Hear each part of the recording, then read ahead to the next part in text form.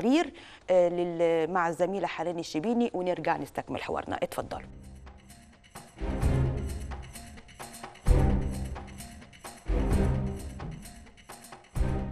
ما بين مطالبات ووقفات احتجاجية واعتصامات وحالة من التخبط والتشكيك والاختلاف والتباين وآراء ما بين التأييد والمعارضة، يقف الشارع المصري في حالة من القلق والخوف وربما الملل. فكيف يرى المواطن المصري هذه الحالة؟ لا، هو طبعا مفيش أمان، والبلطجة عادي جدا وبقت على المكشوف، والدنيا كلها موافقة، وحتى مفيش حد يعني بيعترض. ده اللي عايز يعمل حاجة بيعملها.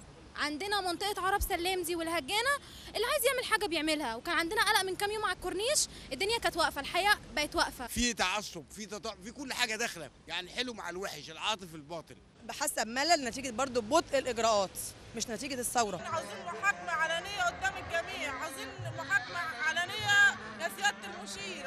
أنا جاي أشجع مصر. الناس اللي بتقول اشتغلوا واشتغلوا، انتوا بتنزلوا ليه وبتاع، هو فين الشغل دوت؟ احنا مش عايزين السلم الكرس من تحت، عايزين السلم الكرس من فوق.